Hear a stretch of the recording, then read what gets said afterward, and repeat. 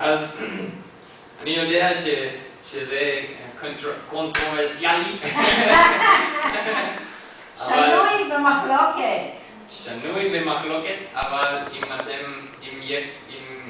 אם יש לכם שאלות, אתם יכולים לשאול, אבל לאט. אז, so I can understand. ואני אנסה לענות את השאלות. כן? לא, בעצם זה דבר מאוד חשוב. לא משנה. היא לא רוצה לדבר לאט. לא מסוגלת. אז אני יודע שזו שאלה, אבל זה לא בדיוק... אני לא יודעת אם זה כל כך קשור, אבל זה משהו שעלה לי לראש. אמרת שהוא מת ובגלל החטאים שלנו שאנחנו עושים כרגע. אז אני יכולה רגע באנגלית. Okay. Does it justify, like, give us justification to do anything we want right now? Because technically we're sinners, you know, so we might as well. He died already, so... כן, שאלה טובה וחשובה מאוד. חשובה מאוד.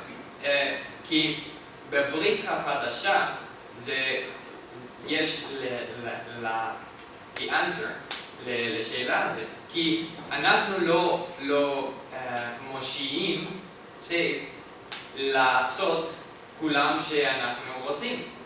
אנחנו לעשות לחטא. As we are saved from sin, not from just the punishment of sin, but from sin itself. אז אם אנחנו מקבלים את המושיע, כן? אז המושיע, אנחנו משתנים. לא מושיע, זה ישוע. אם אנחנו זוכים בישוע, אנחנו משתנים. ישוע is the... לא, אבל הוא מתכוון לבן אדם שמושיע. אנחנו מכירים כן, בזאת. אז The Redeemer. אז כשאנחנו saved, אנחנו change supernaturally. אנחנו saved, לא מקבלים את המושיע, מקבלים ישוע. כן, ישוע. So, I'll say it in English because you have to leave. But when we are saved by what the Messiah did, right? By, as Isaiah 53 says, by transferring our sins to Him, He receives a punishment. The punishment was not a Roman cross. The punishment was spiritual death, from separation from God, who we call God the Father, Elohim, Adonai. So that separation that Isaiah talks about, that is the punishment of sinning, that is what the Messiah has to receive upon himself. The full wrath, the full justice, the full judgment of those sins, he receives upon himself. Having been perfect, because God is perfect, having been infinite, the separation then is infinite, the payment is infinite. So our sins are paid infinitely, but God doesn't just save us and say, go do what you want. He changes us supernaturally. That's why Jesus talks about sheep and goats, because we're all goats, but to Him belong sheep, and He calls Himself a shepherd. So He changes us supernaturally from a goat to a sheep. And you know, goats and sheep are different. They have different behaviors, they have different desires. A goat, you can present him with a tin can and he'll eat it, whereas a sheep will only eat certain things, will always follow his shepherd. Sheep are stupid. And that's why Jesus said that His followers are sheep. Yeah, it's funny because it's true. Jesus would tell you, listen, unless you had a shepherd, you wouldn't even know where to go. And He says that the good shepherd gives his life for a sheep, just as Isaiah said that the Messiah would do. And giving His life is taking upon Himself the punishment. So when you're changed supernaturally, you can no longer sin. And you can't commit sin, you know, because there's no way that we're now perfect and I say, oh, I don't sin anymore, because the New Testament says, he who says that they have no sin, in other words, that they don't sin, is a liar, and he's calling God a liar. But rather that He changes us supernaturally to detest those things we once loved.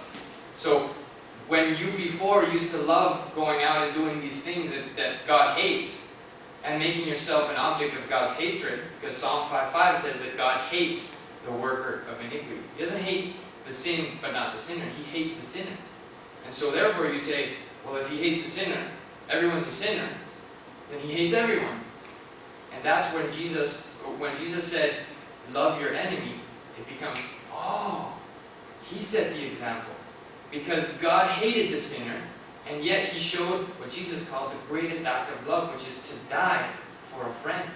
That's what he did. So not only were we objects of his hatred and wrath and justice, but he said, I will love you first, and I will die for you. I will give my life. Being me innocent, I will take upon myself the justice that you deserve. And I will change you, and I will call you my sons. That's why Christians can now say that God is their Father. Not just Jews, right? But because the Jews broke the pact with Moses, they need a new pact. Because they don't have a pact with God anymore. So that's what Jeremiah was talking about in chapter 31. The pact was already broken in a way, but we still have a pact with God. But what we just read, it's from the tanach. It says that the pact was broken by the sins of Israel. So, and because So it every doesn't single... mean it's been demolished. No. It doesn't mean it's, it goes away. But rather, What? it was a pact that could not provide salvation because, as we read in the first thing, if you sin, you break the pact, and you have caused infinite separation between you and God. You know, and that separation has to be paid for in some way. And that's what we see that Jesus does by dying on the cross. So, in summary, Jesus not only died for us so that we can be joined and inserted into the tree, and that's what the New Testament says, that we're inserted into the tree of Israel. But rather, we are allowed now to call God our Father because he has adopted us by loving us first, despite the fact that we only caused him to hate us by our sins. So now he loves us, he dies for us, he adopts us into his family, and he gathers from other nations people to call his own. And also in Isaiah, in Jeremiah and Ezekiel. יש פירושים שונים, כן ולא. אני לא שם עליכם. יש, זה מה שנקרא פרשנות המקרא, right? יש לך רבנים או חכמים שיגידו א', ויש כאלה שיגידו ב'. וגם עם השמות של אלוהים, איך שאמרת את זה. השם הזה אומר ככה, והשם הזה אומר ככה, והכוונה היא. כן, אבל בתנ"ך אנחנו רואים the only way to be saved is to be perfect, to not break the pact of Moses, because if you do, you deserve death. No. That's what we read, בתנ"ך, right? No. I can give you all the verses, you can look it up. לא, אין בעיה, כמו שאמרת, זה נושא שהוא שנוי במחלוקת, יש המון דעות. Yes, and that's what I mean. It's not like I don't, it's my perspective. I need a death, this is controversial, don't worry about it. No, and again, it's like, מה שאמרת על ישו ושהוא מת בשבילך, היהודים לא מאמינים בזה ולא רואים את זה בצורה כזאת. אז יש לך פה את הנצרות מול היהדות. So, like I said, as a Christian, I know and I have those stories of how Jesus fulfilled all these requirements for the Messiah, which can no longer be fulfilled because the time has come and gone, and all the things that were necessary for the Messiah to do have already been done. Because who else is going to bring a nation from the Goyim to come and say, we want to join in the worship of the Hebrew God, the God of the Jews? Who else can do that? That's already been done. Jesus did that because I worship the God of the Jews, right? So for that reason, I say, who else can do that? Who else can bring me to love Jews? Who else can bring me to love the God of the Jews? Nobody else. It's been done. Hollywood. Stop.